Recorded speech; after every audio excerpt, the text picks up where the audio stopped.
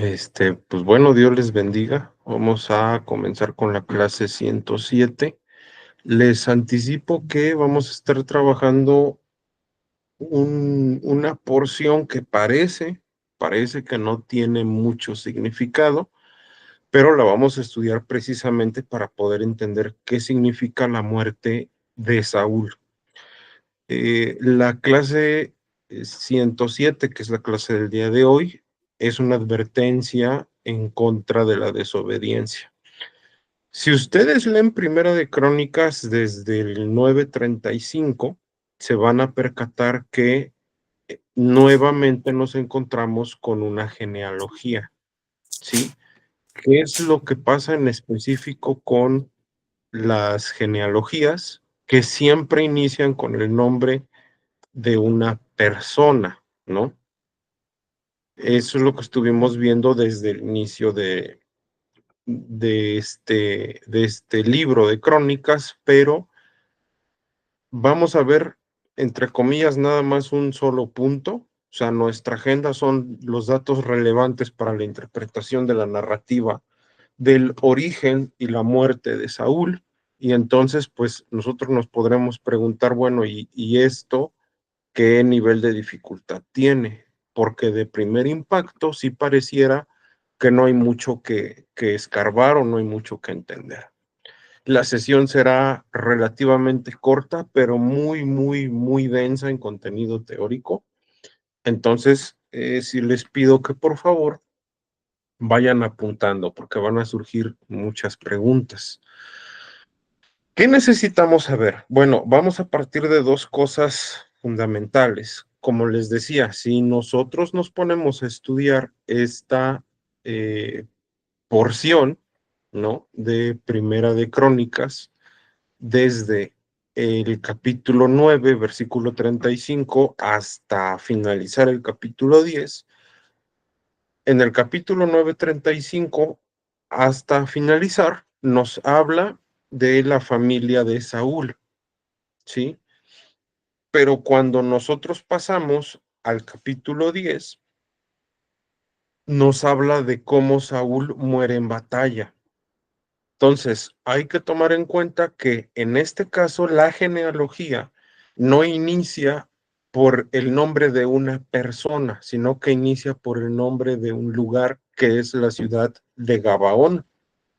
Cuando nosotros vemos esto, rompe todo el esquema que traíamos, que nos estaba enseñando Primera de Crónicas. Aquí se rompe el paradigma que se estaba trabajando y entonces sí hay que preguntarnos por qué se inicia con el nombre de Gabaón y por qué no con datos de una persona en concreto. Entonces, hay que entender que Gabaón, al igual que Saúl, ¿verdad? Pues son parte de la tribu de Benjamín. Ojo, no, digo, aquí es algo muy obvio, pero no de la tribu de Judá. Vamos a volver a analizar estos datos.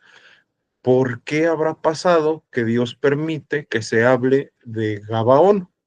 Bueno, vamos a recordar un poquito qué es lo que pasó en Gabaón. Si nosotros nos vamos a Josué capítulo 9, vámonos un poquito para allá, Josué capítulo 9, vamos a estar encontrando que en esta sección en específico se relata cómo los habitantes de Gabaón, cuando supieron que las ciudades de Jericó y de Ai habían sido derrotadas por Israel, ellos planearon, hicieron una estrategia para lograr un pacto con los hebreos y que no fueran asesinados. Recordemos que cuando pasa esto, ¿verdad?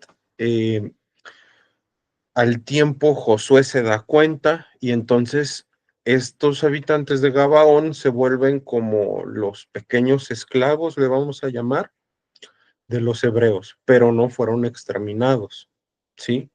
Ahora, van una serie de sucesos históricos muy relevantes posterior a ello. ¿Qué es lo que pasa después? En el mismo libro de Josué, en el capítulo 10, ya se nos narra una batalla que hubo en las tierras de Gabaón y el fenómeno que ocurrió allí. Acuérdense que el sol se detuvo.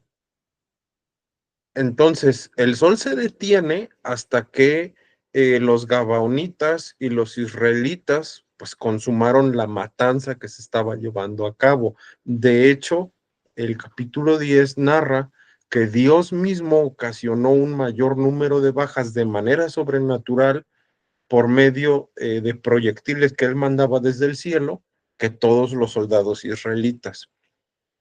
Aquí hay dos sucesos muy importantes. Número uno, se pausa el movimiento del sol. Número dos, Dios manda estos proyectiles del cielo, pero no se queda ahí la importancia histórica de Gabaón. También, si nosotros nos vamos a Primera de Reyes, capítulo 3, vamos a recordar cómo el rey Salomón recibe ahí sabiduría de parte de Dios, ¿sí? Dice literalmente en la Biblia que él sacrificó 1000 holocaustos ahí. Entonces, ahí ya nos está dando un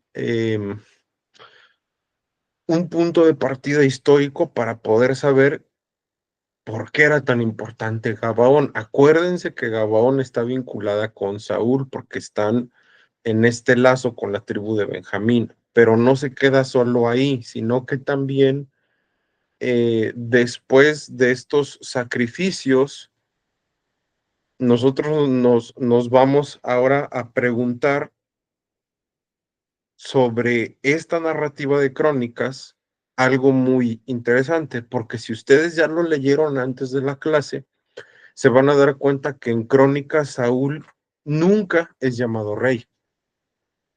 Y si nos vamos a Reyes, sí. Entonces, ¿por qué pasa esto? ¿Por qué se omitan los datos? Vamos a estar analizando que para el autor sagrado, Saúl no tenía ninguna relevancia, a pesar de que está vinculado con una ciudad que es Gabaón, que es una ciudad extremadamente importante para la cultura, para la historia de esa época. ¿Por qué no era entonces importante Saúl? ¿Por qué no es llamado rey? ¿Por qué su muerte es vista como fruto de la desobediencia? Bueno, es muy sencillo. Vamos a volver a tomar un pasaje que nosotros ya estudiamos la sesión pasada. Vamos a Génesis 49. Génesis 49, 8. Vamos a ver un punto que nos debe de resultar bastante interesante y que volvemos a tocar un poquito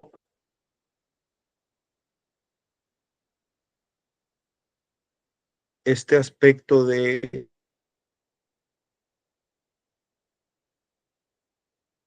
la doctrina de la predestinación. Volvemos.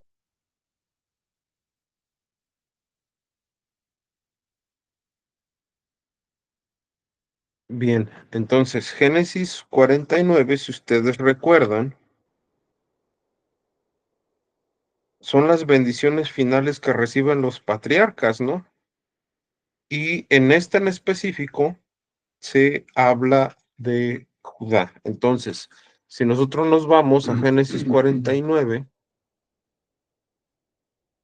Génesis 49 de los versículos 8 al 10, vamos a leer lo siguiente. Aquí se los voy a leer en la versión Biblia de alta crítica textual de la cuarta edición. Y dice lo siguiente: Judá, te alabarán tus hermanos. Tu mano en la cerviz de tus enemigos, los hijos de tu padre se postrarán ante ti. Cachorro de leones, Judá, subiste cual un brote, hijo mío, habiéndote reclinado dormiste. ¿Quién hará que se levante? No será quitado el cetro de Judá ni el legislador de su muslo, hasta que venga Silo, expectación de las naciones.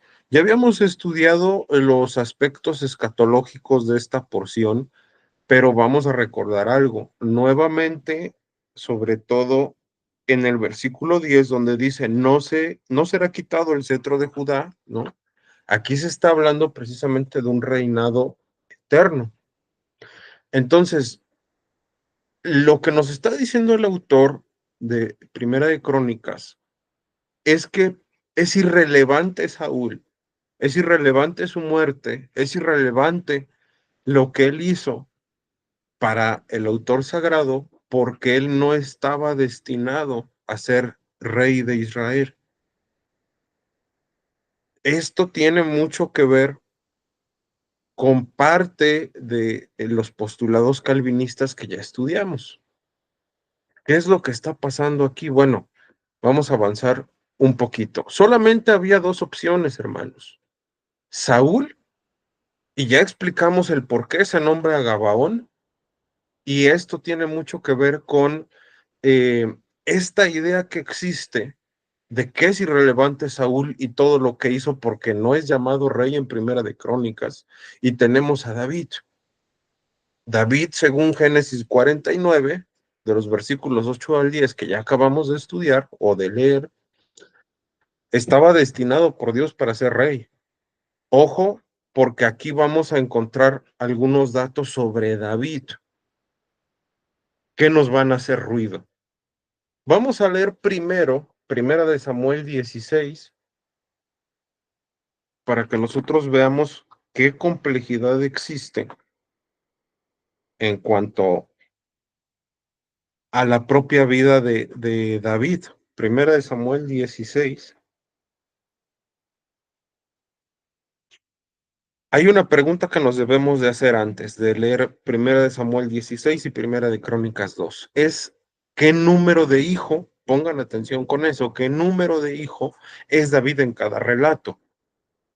No es el mismo, y ahorita voy a explicar por qué desde la numerología bíblica. Primera de Samuel 16, de los versículos 10 al 13. Vamos a poner atención a lo que dice.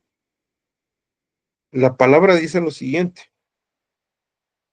Así hizo pasar Isaí a sus 7 hijos delante de Samuel, pero Samuel dijo a Isaí, Dios no eligió a estos. Y preguntó Samuel a Isaí, ¿ha terminado de pasar los jóvenes?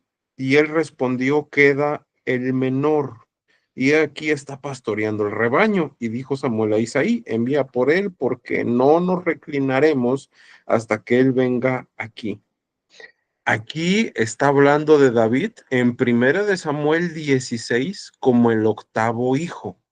Ahora, vámonos a Primera de Crónicas 2:9. Primera de Crónicas,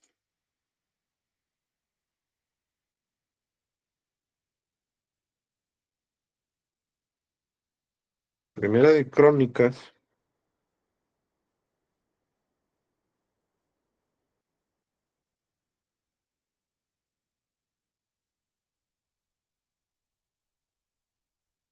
2:9 al 17. Ahí vamos a encontrar otro dato interesante.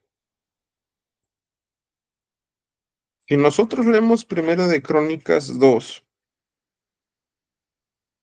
a partir del 9, vamos a ver los hijos o la genealogía de Jezrón, ¿sí? Vea desde el 13, dice, Isaí engendró a Eliab, el segundo Abinadab, el tercero Simea, el cuarto Natanael, el quinto Rada y el sexto Sem, el séptimo David.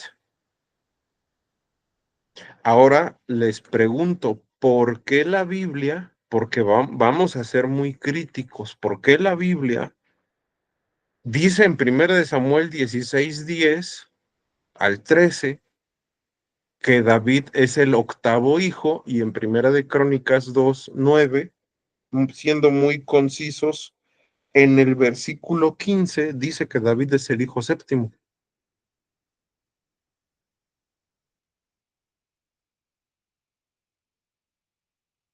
Les decía, en la sesión de hoy está pesada teóricamente. Cuando nosotros interpretamos, hay un área de la hermenéutica muy interesante que busca comprender, y lo digo entre comillas, las fallas de las transcripciones que nosotros tenemos. Les recomiendo mucho la Biblia textual de la cuarta edición. La pueden tener en internet gratis, porque ahí nosotros estudiamos desde la numerología bíblica.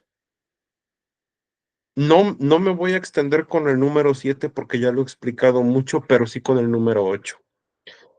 Si estamos diciendo que hay una advertencia en contra de la desobediencia de Saúl constó en no tomar en cuenta los lineamientos sagrados para la construcción del templo, en no respetar el oficio sacerdotal, pero también hay un punto que tiene que ver con los postulados calvinistas, con la predestinación.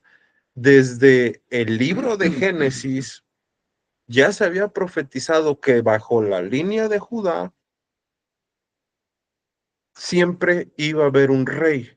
David viene por esa línea, pero cuando nosotros estudiamos desde la numerología bíblica, hay una conexión íntima con Jesucristo a través del número 8. Ahorita les voy a explicar la gematría, qué es la gematría, qué es la numerología bíblica y cómo se conecta con los textos originales griegos en los títulos imperiales de Jesucristo.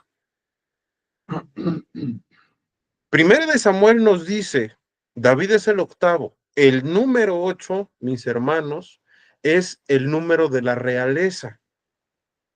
Es conocido como el número señorial o como el número imperial, ¿sí? Y aquí vamos a ver algunos ejemplos. Si usted estudia en el texto griego el nombre de Jesús, ahí se los pongo en griego con las transcripciones, con el valor numérico, nosotros nos vamos a dar cuenta que el nombre Jesús o Iesos en griego tiene un valor de gematría de 888. El nombre Cristo en griego, Christos, es 1480, o sea, multiplicamos 8 por 5 por 37. El nombre que se le da al Señor como Salvador o Soter en griego tiene un valor de 1408, o sea, 8 por 88 por 2. Cuando hablamos de nuestro Señor Jesucristo como Señor en griego, hablamos del Curios, que tiene un valor en la gematría de 800. Para eso multiplicamos 8 por 2 por 50.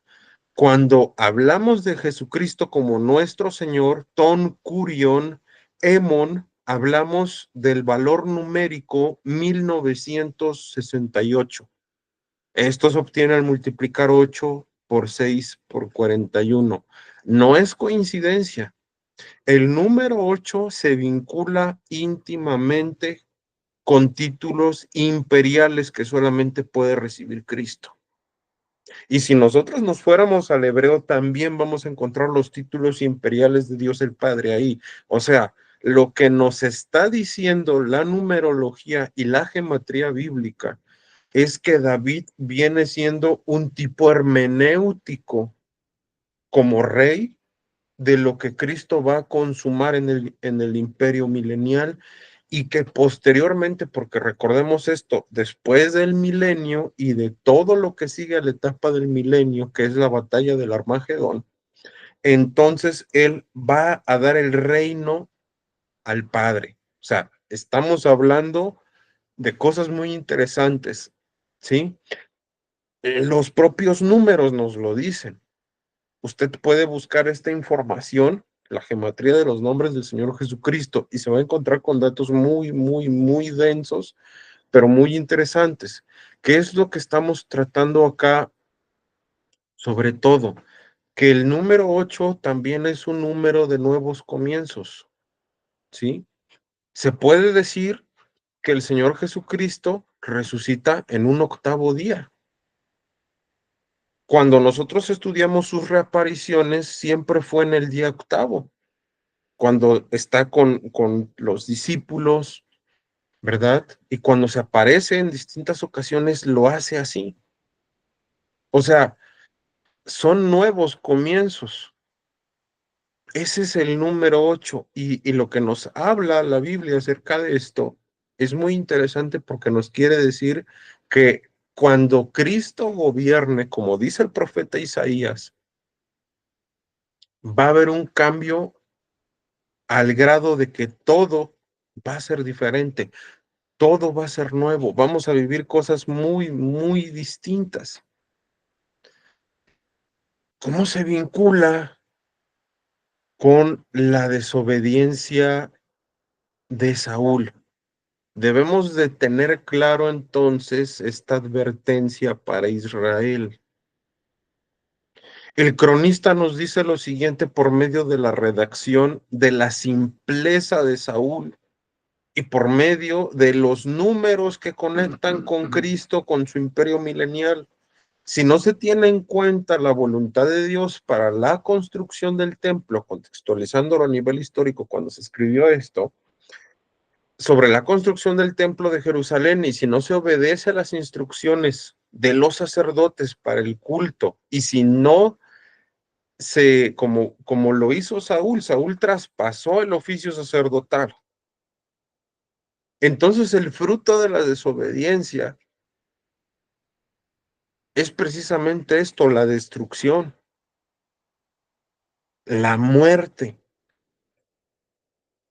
Hay una idea central muy importante y es esta. Nosotros necesitamos rendir nuestra voluntad a Dios.